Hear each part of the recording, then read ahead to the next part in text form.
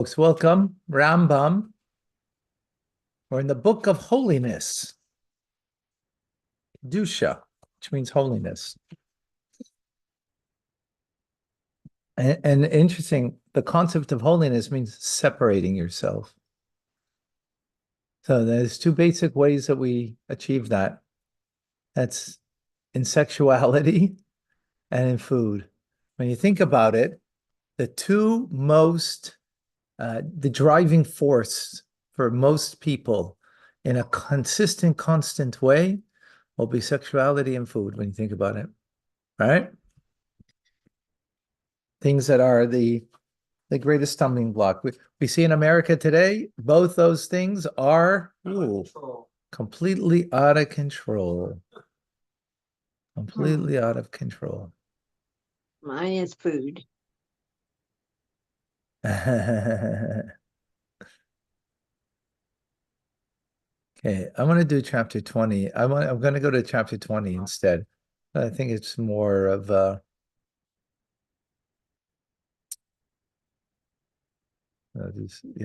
we're getting into very nitty-gritty kind of laws. Okay. So the status of all present priests, Kohanim, of the present era is accepted on the basis of a prevailing assumption.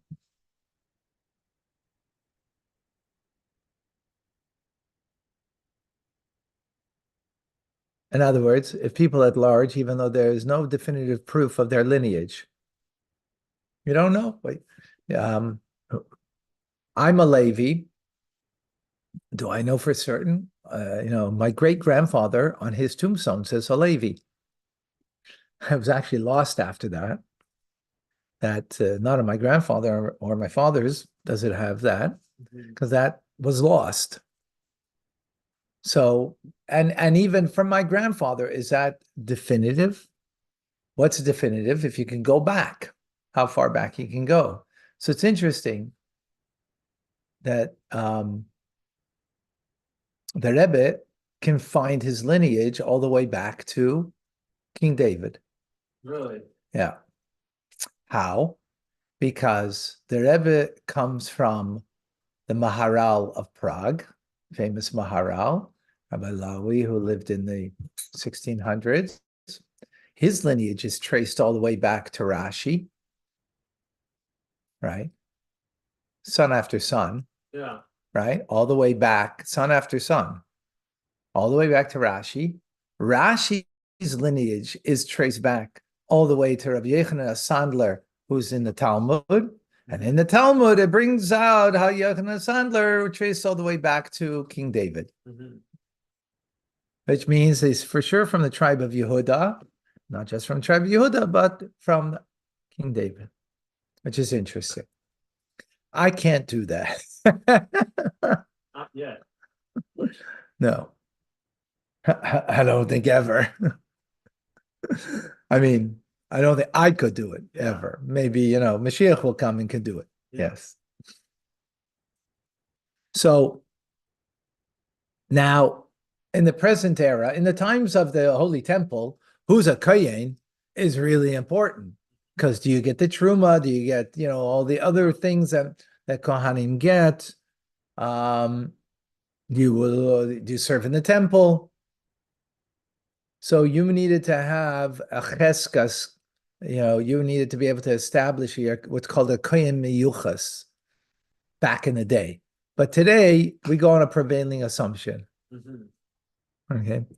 So they may only eat sacred food that is eaten within the boundaries of Eretz Yisrael, provided it is his truma mandated by the virtue of rabbinic decree alone. So, in other words, now he's even speaking about times of the Holy Temple, right? Yeah.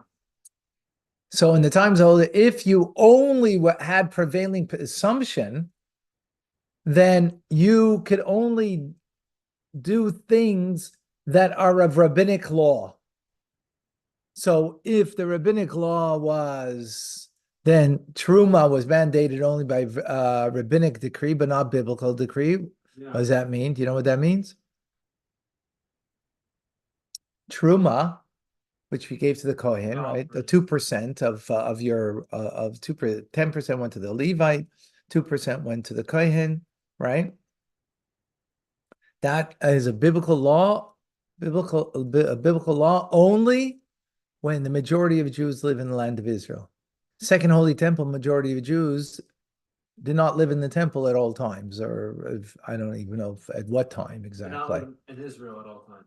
They didn't. They didn't. Yeah. They didn't, the majority. Yeah. So therefore, the law of Truma was not biblical. It was rabbinic. Yeah. Okay. So under that circumstance, since it's rabbinic law, the Kohen could eat from Truma, right? If it was biblical law, being only an assumption of a Kohen, you couldn't. Now, you couldn't prove it that you went back. He'll explain. Okay, even true man by scriptural law and chala man by scriptural law by contrast may be only by a kohen who his lineage is established. So what does it mean that the priest, the kohen, whose lineage is established? Anyone concerning whom two witnesses testify that he is a kohen, the son of so-and-so, the kohen, and the descendant of the so-and-so, a kohen, extended back until we reach a person whose lineage need not to be checked, meaning a kohen who served at the altar. Such person's lineage need not be verified because the high court, were the high court not to have made the investigation about him, they would not have allowed him to perform service in the temple. In other words, if you can go all the way back to someone in the Second Holy Temple, actually, I guess Second Holy Temple even, right? Yeah. Even though it was rabbinic, but still the high court then, yeah, because to do the service is biblical. Yeah. I guess, I'm thinking. Hold on.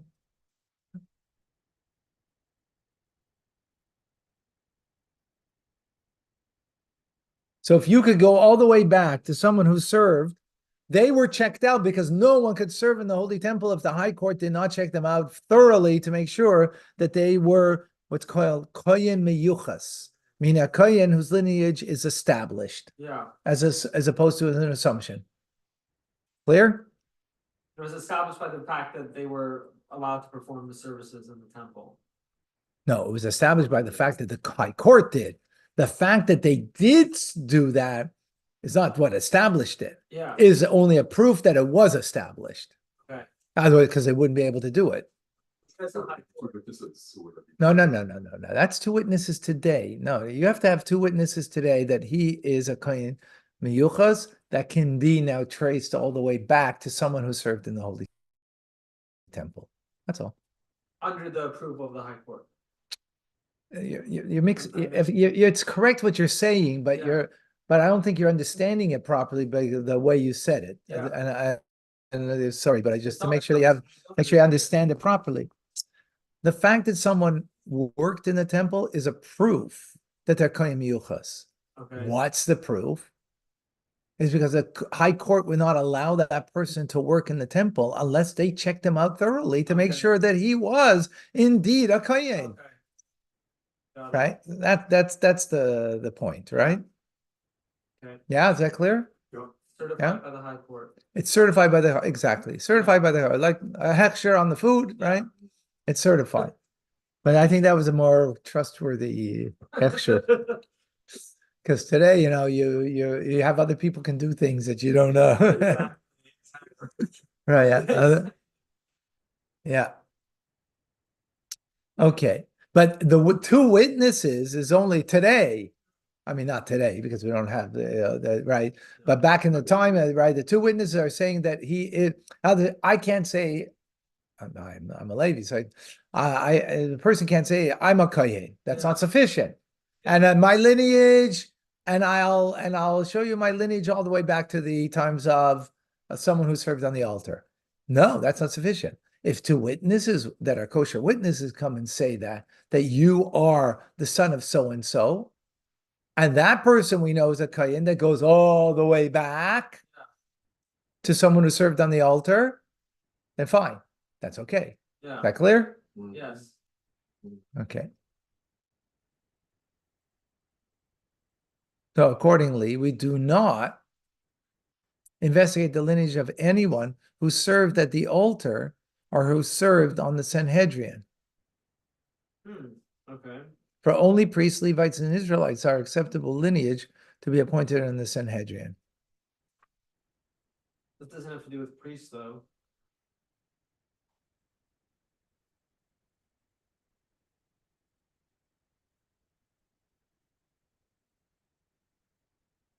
Certainly what he wants to say by the servant. Because we don't investigate today because they served. And others, we can't now, we're not going to come back and claim on someone who did serve on the altar or someone who served in the Sanhedrin, right? We're not going to do the research now and say, oh, he wasn't fitting. No, because it was a done deal. It was done by the Sanhedrin. They researched everything that they needed to. Yeah. In the present era, even in Eretz Yisrael, challah, which is interesting, that's tomorrow's Chumash and Rashi, the mitzvah of challah. What's the mitzvah of challah? Taking from the dough, taking the dough and giving it to the kohen. Goes to the kohen. Today we burn it because there's no kohen meyuchas. Yeah. Because we don't know who's a real kohen. No more of that. I mean, yeah. Well, let's see. He's going to say, even in the present era, even in Eretz Yisrael, challah, which would go to the kohen, that portion of the dough that we separate, right? Not have a status of scriptural commandment. This is derived when you come into the land, implied that when you enter, and not only when only a portion enter. When Ezra ascended to Eretz Yisrael, the entire people did not ascend, right? So therefore, the mitzvah of challah today is not biblical because you need majority of Jews to live in the land, okay? Similarly, in the present era, truma is a rabbinic commandment. Therefore, it is eaten by priests of our era, whose lineage is established merely by assumption. So even in our present day, as soon as we know the majority of the Jews are in Egypt, not Egypt, Israel, then it becomes a biblical commandment. Yeah, so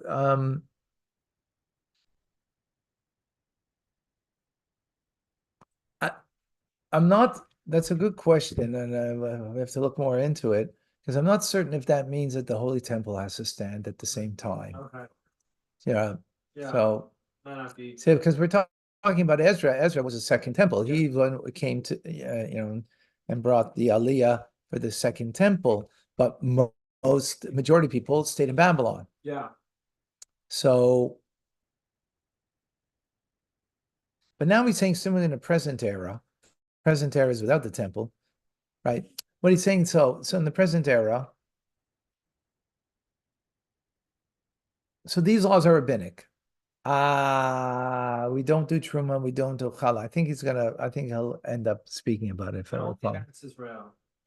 Yeah. Over here, it's biblical. No, why is it biblical here? Because it's saying, even in Eretz Israel, challah does not have the status of a scriptural commandment. Even. Yeah. All the more so here, it's not. Oh, okay. All the more so, not. Oh, okay, yeah, even. Oh, I see what it means. Okay. Right? Number 4, yeah? We're good?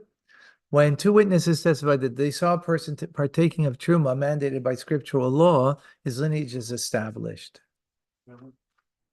We do not elevate a person to the level that his priestly lineage is considered as established based on the fact that he delivers priestly blessing to the people, reads the Torah first, or is given truma in the granaries, or because of the testimony of one witness.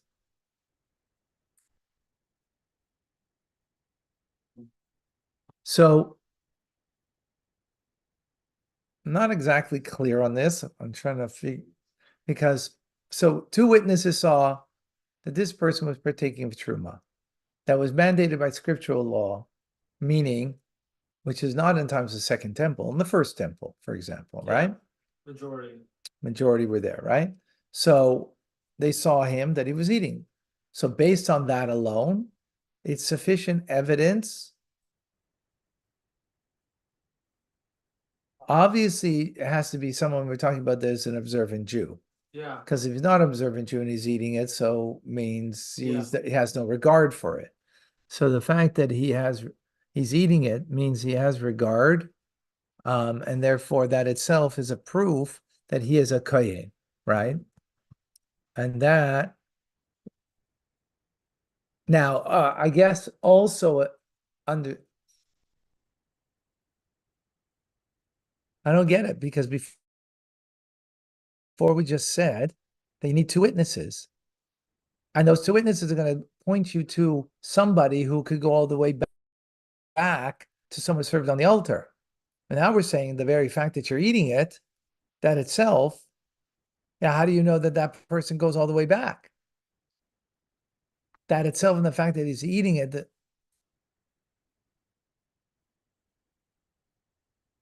My question? no.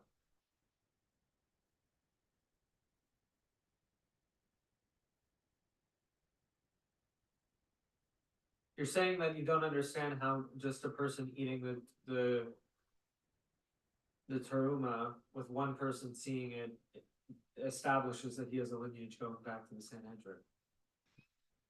So anyone to whom two witnesses have said that he's a kohen, it may be in the very fact that he ate from truma.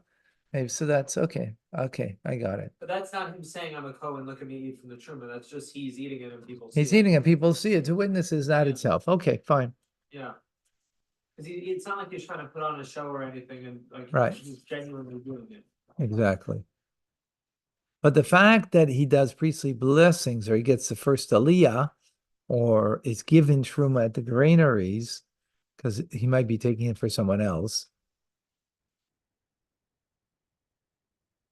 right? Because he could be taking it for someone else, maybe, or because of one witness, that doesn't make him a kohen miyuchas, a kohen that is of lineage. When a kohen whose lineage was established says, "This son of mine is a kohen," we do not consider the son as a kohen whose lineage is established on the basis of a statement unless he brings witnesses who testify that the child is his son. So, in other words, what's important over here, if someone came and said, "This is my son," and the person passed away, so he would inherit him Yeah. because that statement's sufficient Yeah. for inheritance, but not to make him a kohen. Yeah. Maybe he's not. I mean, he said it's his son. Maybe he adopted him. Maybe it's his wife's son and from a previous marriage, right? Whatever. Others, the statement that a father says about his son is not sufficient. You need two witnesses. Is that there could be like suspicion of an ulterior motive? Guess so. Just like with the aliyah and the priestly blessing, because those could be someone's like, oh, I want to have the first aliyah, oh, I want to be blessing people. But today, if a father says that this is my son, so then it's sufficient for him to get the first aliyah. It's sufficient for him to For the blessing. to give priestly blessings. That's sufficient, right? Why? It's rabbinic, isn't it? Because it's rabbinic. Yeah. So we're more lenient when it comes to rabbinic. Yeah. The following laws apply when a kohen whose lineage has been established departs to another country together with his wife, whom we know to be of acceptable lineage. If he comes together with her and children who relate to them as parents and says, "This is the woman who departed together with me, and these are her children," he does not have to bring witnesses to testify about the woman or the children. Why? Because there's a principle over here. The principle is that they left kosher. He's kosher as a kohen. Yeah. She's kosher for him to be married to. Yeah. Right? Not a chala, like if it was someone that a kohen could be married to, Yeah. so then the offspring are not going to be able to be kohanim. Yeah. Those are actually the previous halachas. So the fact is that it is, right? So therefore, here you don't need witnesses because you have a principle over here that you left as a couple that are kosher as kohanim, as a kohen, And therefore, when you come back and the children are acting like they are your children, that's sufficient, right? But in the previous one, it's like father came into town, right? Yeah, And he's making a claim about we have no established chazaka. We have no Yeah. established fact.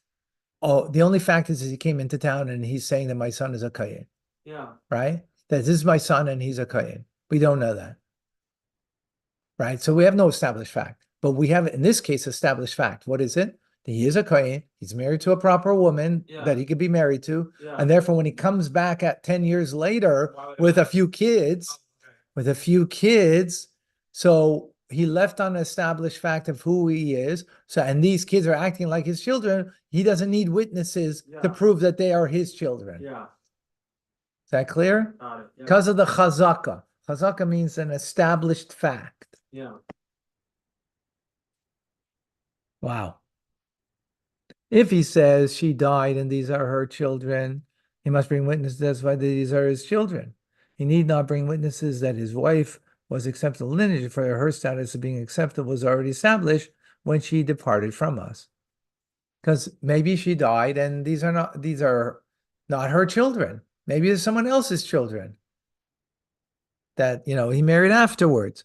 Because if we can establish that they were her children, Yeah. we know that she was fitting to be married to him yeah, and that he is a kohen.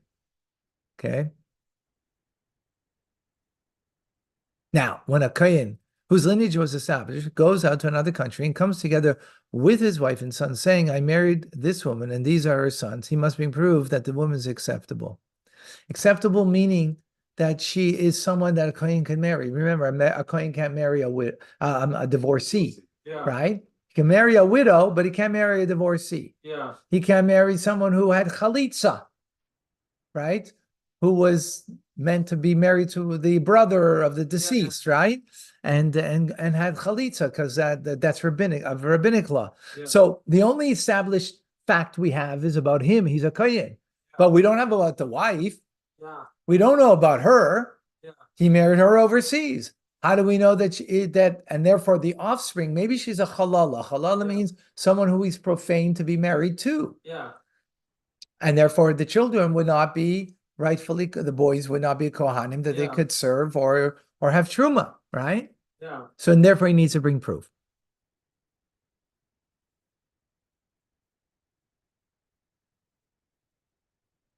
So first he has to bring proof about the woman that yeah, he's married to. He does not have to bring witnesses that these are her sons, provided the children relate to her as a mother.